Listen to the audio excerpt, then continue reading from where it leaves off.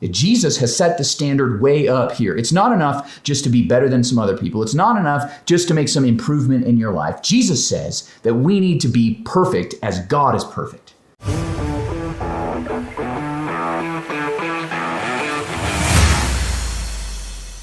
In this 4-part little series I'm doing in these midweek moments, we've been talking about what is right and what is wrong. And step 1 is asking yourself, is it sinful? Step 2 is asking yourself, is it stupid or smart? And step 3 is, does this build up others or break them down? But step 4 is realizing that you are way more sinful than you ever could imagine. That might seem like a strange step, but it's one that I think we need to mature in our faith. That we need to realize that yes, we are more sinful than we could ever imagine. And Jesus made this very clear in his Sermon on the Mount, his most famous sermon that he ever gave. And I'm paraphrasing just a little bit here.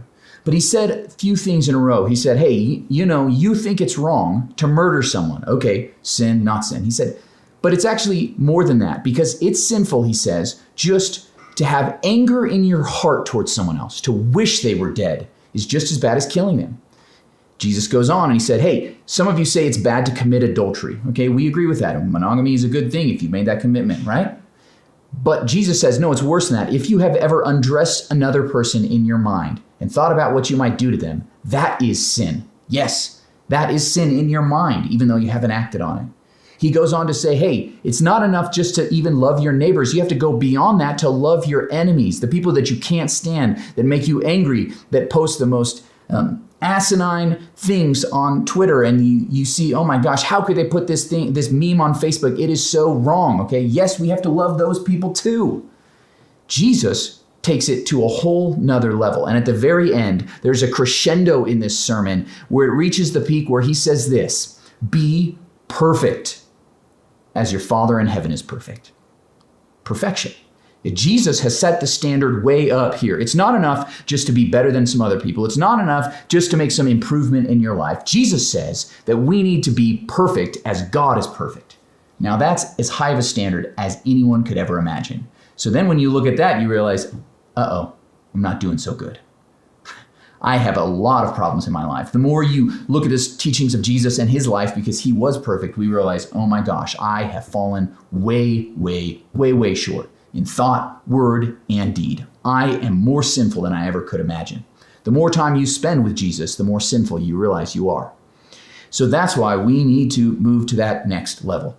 And this is what happens. The closer you are to Jesus, that you see it. I remember once taking down a cabinet that was on our ceiling in a house we lived in Nebraska. And we took it down and we realized it hadn't been painted underneath the cabinet. So we got some brand new, bright, brilliant white paint to paint up there. But when we just painted that, we realized that the rest of the ceiling, which we thought was white, was no longer so white. It looked dingy, it looked dirty, it looked beige. So we had to paint the entire ceiling because that perfect, brilliant white made the other white look disgusting. And that's what Jesus' standard of perfection, which he called us to and which he himself met, makes us realize how sinful we are.